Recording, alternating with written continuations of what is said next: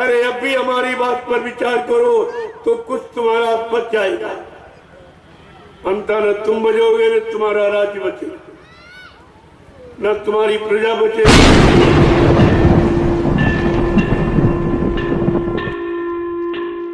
समय आने पर मैं वो सब पैसा निकाल के ले आऊंगा, देश सेवा में लगाऊंगा। सतयुग तुम्हारे सामने आके खड़ा दिखाई देगा।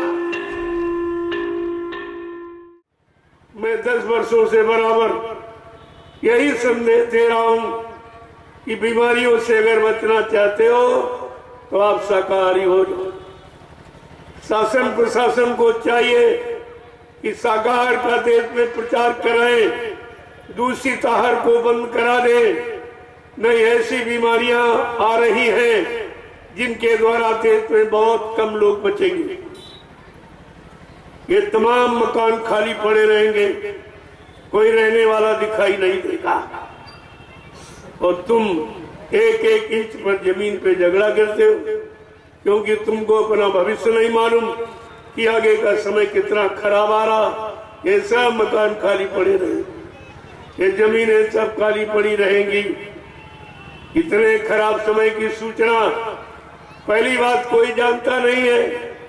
वो त्रिकालदर्शी संत महापुरुष भूत भविष्य को जानने वाले कोई आपको संकेत इशारा कर सकते हैं। बाकी ये काम कोई प्रधानमंत्री मुख्यमंत्री का नहीं है, वो कोई भविष्य वक्ता नहीं है, वो कोई त्यागी तपस्वी नहीं है, वो कोई संयमी नहीं है, उनके अंदर कोई आत्मबल नहीं है और आत्मा के विषय में कोई जानकारी उनके पास नहीं है।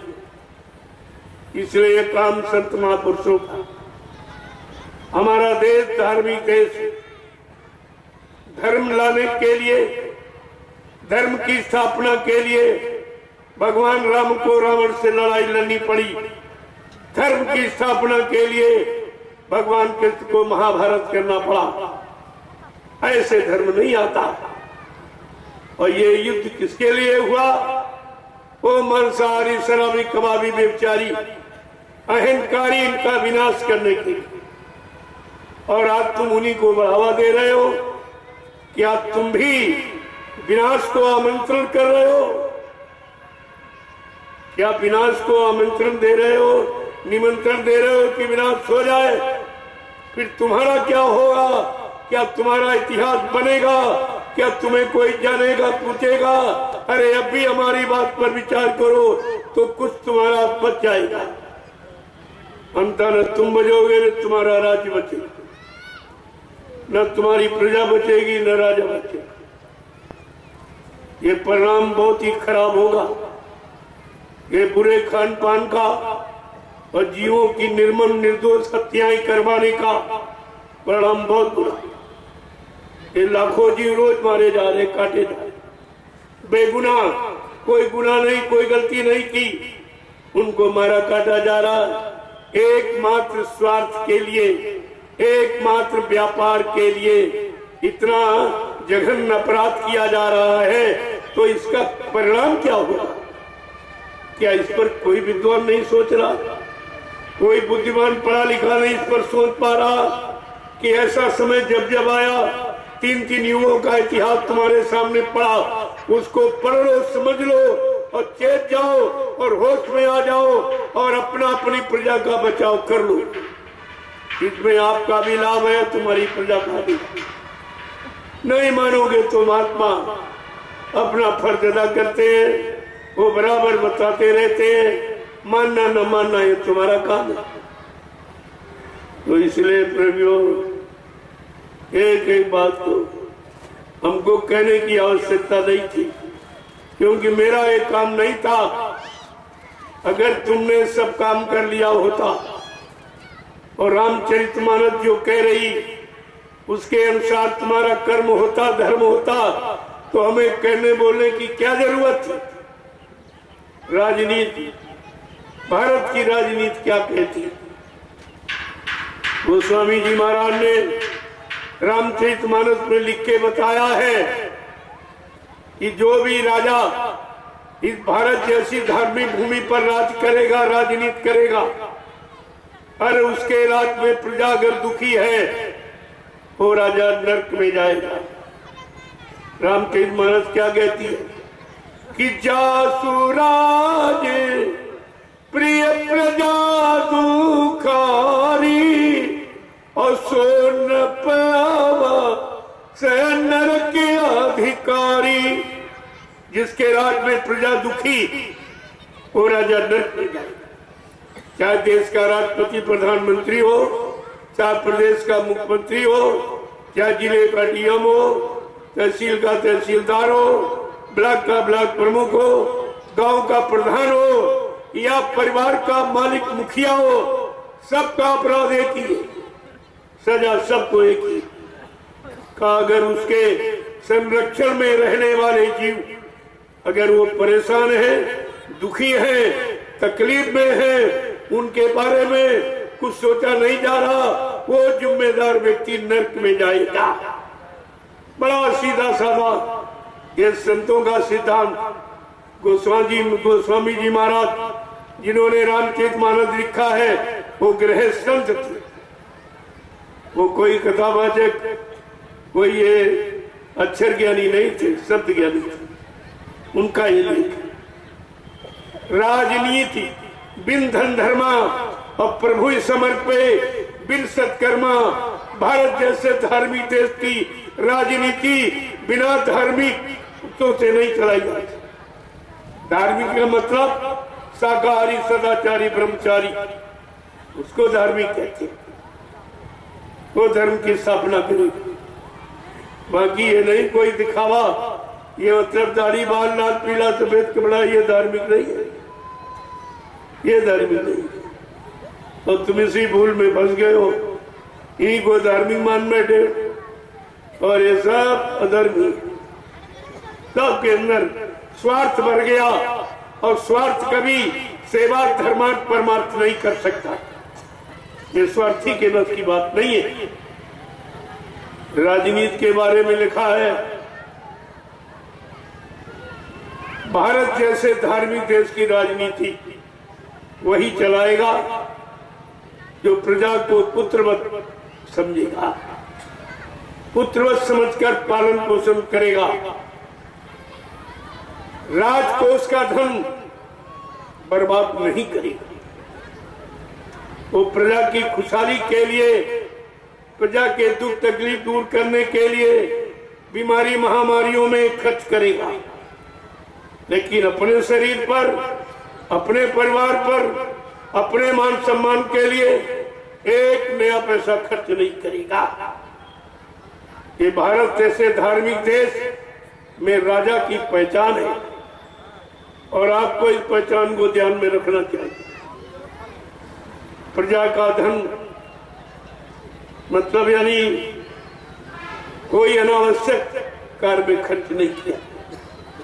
और तुम्हारे यहाँ सब अनावश्यक, जिसकी कोई जरूरत नहीं, जिससे कोई भारत की जनता को लाभ नहीं, कोई सुख शांति नहीं, कोई न्याय सुरक्षा रोजी रोटी की व्यवस्था नहीं, उसमें अरबों खरबों का धन ये बर्बाद किया जा रहा है। ये भी इसी से वसूल किया जाएगा। ये मत सोचे कि हम राजा हैं, कानून राजा प्रजा कुछ नहीं देखते। कानून तो कानून है, सिद्धांत तो सिद्धांत है। जब वसूलो और सिद्धांतों के शिकंजे में आ जाओगे तो कभी नहीं बचोगे। इस पर बराबर ध्यान रखिए आप। संत रविदास जी ने अपनी ज्ञान पोथी में लिखा है, एक भविष्यवाणी उन्होंने की है। क्या कहा उन्होंने, बड़े ध्यान से सुनिए। भारत में अवतारी होगा जो अति विस्मयकारी होगा, ज्ञानी और विज्ञानी होगा, वो अद्भुत सेनानी होगा, अनोखा सेनानी। तीर तमंचा भाला बर्छी वो बम नहीं चलाएगा, केवल अपनी वैचारिक क्रांति के द्वारा देश दुनिया को सुधार देगा, देश दुनिया में सतयुग लागे खड़ा कर देगा। यानी सबके हित की व्यवस्था, सबके लाभ की व्यवस्था, सबको रोजी रोटी मिलेगी, सबकी बेटी की सुरक्षा होगी।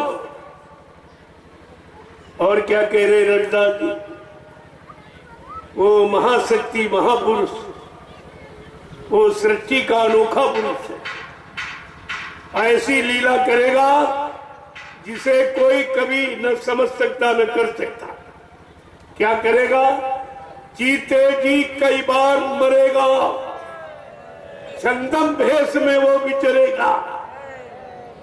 देश बचाने के लिए होगा एक आवाहन, युग परिवर्तन के लिए चले प्रबल तूफान, तीनों ओर से होगा हमला, देश के अंदर द्रोही घपला, सभी तरफ कोहराम मचेगा, कैसे हिंदुस्तान बचेगा? आज सबकी सोच, सबके मन मस्तिष्क में भारत देश के प्रति विचार होना चाहिए कि हमारा हिंदुस्तान, हमारा भारत कैसे बचेगा। क्योंकि इन जिम्मेदारों ने ऐसी समस्याओं में लाके खड़ा कर दिया है तो बचने का कहीं कोई उपाय दिखाई ही नहीं देता। इसलिए रविदास जी को कितने पहले, सैकड़ों साल पहले आए थे, मीराबाई के गुरु थे, सैकड़ों साल पहले से ये बता रहे। इनको कहते त्रिकालदर्शी, भूत भविष्य वर्तमान की जानकारी रखने वाले।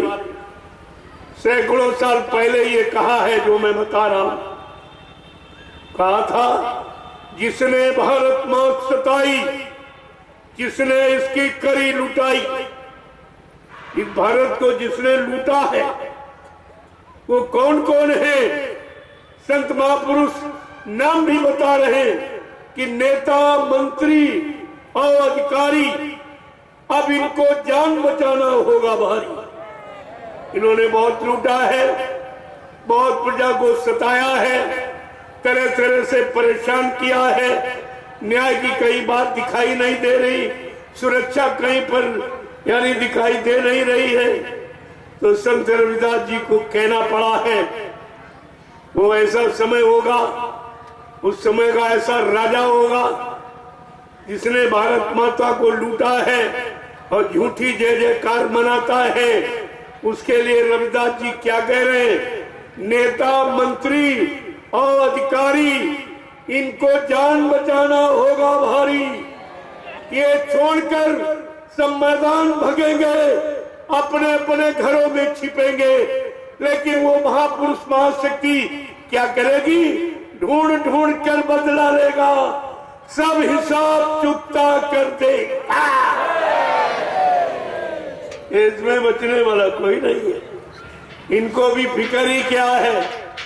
जो हमने किया है, लूटा है, लूट के विदेशी बैंकों को भर दिया है, ये समझते कोई जानता नहीं है। अरे संत महापुरुष थे, तुम कुछ छिपा ही नहीं सकते। जब तुम ले जा रहे थे तब भी वो देख रहे थे, जहां जिस बैंक में रख रहे थे तब भी वो देख रहे थे। इसीलिए उन्होंने कहा, ये संत महात्माओं से तुम छिपा नहीं सकते। भारत की जनता को गुमराह कर सकते हो, उनके सामान की चोरी, उनके धन की चोरी कर सकते हो, लेकिन महात्माओं से आप छिपा नहीं सकते। कहा था बच्चा, मुझे सब मालूम है, किस देश की किस बैंक में, किस खाते नंबर पर, किस कोड नंबर पर किसका कितना कितना पैसा जमा लूट के ले आया। कहा समय आने पर मैं वो सब पैसा निकाल के ले आऊंगा, देश सेवा में लगाऊंगा, सतयुग तुम्हारे सामने आके खड़ा दिखाई देगा। मेरे पास योजना गुम का व्यवस्था है जिसके द्वारा यानी ये पैसा आएगा। इन लोगों ने सोचा बाबा जी के पहले ही हम कर दें। तमाम नेताओं ने कहा हम नहीं धन ले आएंगे, हम विदेशी धन ले आएंगे, हम विदेशी बैंकों से करेंगे कुछ। अरे तुम्हें मालूम नहीं किसका कितना कितना जमा, और तुम्हारा भी जमा है तो चोर चोर ममसूते भाई। अरे भाई चोर कोई चोर की चोरी थोड़ी खोलेगा। ये सब प्रचार करेंगे, सबकी निंदा आलोचना बुराएं ले वोट मांगने के लिए, लेकिन ये चोरी नहीं बताएंगे किसका कितना किस देश की बैंक में चला, क्योंकि सबका जमा है, कोई तो बाकी नहीं है। कोई ऐसा नहीं है कि जो जिसका न जमा हो, किसी का कम किसी का ज्यादा जमा सकता। और समय आ रहा है, वो समय किसी को माफ नहीं करता है। ये समझते हम राजा रहे हमें माफ हो जाएगा। अरे समय क्या कहता, मनुष्य बली नहीं होते हैं, समय हो तो बलवान। और भिल्लन लूटी गोपिका, वही अर्जुन वही बाण। ये उदाहरण है महाभारत का। जब वो नहीं बच पाए तो तुम कैसे बच जाओगे? इसलिए थोड़ा सा आप इंतजारी करिए। जो जो कहा गया है या कहा जा रहा, ये सब करके दिखाया गया, सब तुम्हारे सामने लाके खड़ा कर दिया गया। लेकिन पहले इसलिए बताया जा रहा, ये लोग ये न कहे कि कोई जानता नहीं हमारी चोरी। इनको ये नहीं मालूम कि देखने वाला सबको देख रहा। वो तो सबको देख रहा जिसको तुम नहीं देख रहे। वो तुम्हें देख रहा है लेकिन तुम उसको नहीं देखते। वो जानकार, उसकी बात है, उसका ये कथन है, उसका ये प्रयास है, उसकी ये जानकारी आपको ले लेनी चाहिए। न समय से पछताना पड़ेगा और नरकों में कितने हजार वर्ष तक तुम्हें रहना पड़ेगा, क्योंकि तुमने इस भारत देश की जनता का धन लूटा, इसका कर्म कर्जा भुगतान। ये बेचारे भूल गए, जिनको भगवान कहते हो, कृष्ण को भी कर्म कर्जा देना पड़ा। धोखे से श्रवण कुमार की हत्या हो गई, एक धोखे से। तो बेलिए ने उनके पैर में बाण मारा और बस खत्म हो गई। उनको भी परिणाम भोगना पड़ा कि तुमने हत्या की है, हत्या का बदला हत्या। और ये लोग तो करोड़ों जीवों की रोज हत्या करा रहे, रोज, एकमात्र व्यापार के लिए। अब दुनिया में कोई व्यापार नहीं रह जाए। शराब के ठेके खुलवाना, शराब के साइन बोर्ड लगाना, मुर्गा मीट के साइन बोर्ड लगवाना, ये भारत देश की गरिमा है, ये भारत देश का इतिहास है, ये भारत देश की महिमा है। अरे कुछ तो परमात्मा के लिए कुछ तो डरो, कुछ तो डरो। ये सब कहते धार्मिक देश है, धार्मिक सत्ता। तो हिंदुस्तान में कहीं चले जाओ, सड़कों पर भगवान राम का साइन बोर्ड नहीं, भगवान कृष्ण का नहीं मिलेगा। किसका मिलेगा? शराब के ठेकों के साइन बोर्ड। भारत जैसे धार्मिक देश पर, जो राम की यानी कर्म धर्म भूमि और कृष्ण की कर्म भूमि है और संतों की योग भूमि है, आज उस भूमि पर ये हो रहा है, ये हो रहा देखिए आप। और आप भी दोषी हैं, क्योंकि आप कहते हैं जुर्म सहना भी सबसे बड़ा दोष पाप है, कि कह नहीं पा रहे हो। और तुम्हारे हाथ मुट्ठी में सब कुछ, तुम्हारी मुट्ठी में सब कुछ। जहां मोहर लगा देते हो वही राजा पैदा हो जाता है। ये तुम्हारी मुट्ठी में अधिकार है और तुम भी अपने अधिकार का प्रयोग नहीं कर रहे हो, लिहाजा सजा तुमको भी मिलेगी। तुमको जो सत्य कहता नहीं करता नहीं उसको तो मिलता ही, और जो ऐसे अधर्मियों का साथ देता है वो भी सजा पाने का अधिकारी होता है। रामचरितमानस क्या कह रही है कि सुन खगपाती ये समुझ प्रसंगा और बुध नहीं कर ये अधम कर संगा। का बुद्धिमान पुरुष कभी अधर्मियों का साथ नहीं देते। झूठा झूठ बोलने वाले, वादा खिलाफी करने वाले और अनैतिक कार्य कराने वाले ऐसे लोगों को साथ नहीं करता, और आप तो सब उन्हीं का साथ करते। तो कहां तुम रामचरितमानस को मानते हो? यही तो बात है कि रामचरितमानस को मानते, रामचरितमानस की नहीं मानते। श्री राम को मानते, श्री राम की एक भी बात नहीं मानते, एक भी सिद्धांत को नहीं मानते। मंदिर को मानते लेकिन मंदिर की नहीं मानते कि मंदिर किस लिए बनाया जाता। इस मनुष्य मंदिर को पाक साफ निर्मल पवित्र रखने के लिए, ये बाहर में समझाने के लिए ये ईंट पत्थर के मंदिर बनाए जाते, लेकिन इनको बनाकर कितना समझा पाए हो? और तुम्हारे पास भी मनुष्य मंदिर, तुम स्वयं कितना समझ पाए हो? ये सब विचार करने का विषय, ऐसा नहीं है। रविदास जी ने यह भी कहा है कि आफत कहां से आएगी? इटली से कोहरा मचेगा, लंदन सागर में डूबेगा, युद्ध तीसरा की प्रणयकारी, जो होगा भारी संहारी, भारत होगा विश्व विजेता, भारत होगा विश्व का नेता, दुनिया का कार्यालय होगा, भारत में न्यायालय होगा, तब सतयुग दर्शन आएगा, संत राज सुख वर्ष आएगा। सहस वर्ष लग सतयुग लागे और विश्व गुरु बन भारत जागे। ये भारत जगेगा, विश्व गुरु बनेगा। ये किसी के दिल दिमाग में नहीं कि इनकी सोच उधर की तरफ नहीं है। इनकी सोच केवल शरीर के मान सम्मान अधिकार तक है। ये आत्मा के बारे में कुछ नहीं जानते। इसलिए प्रेमियों, समय की बात को समझ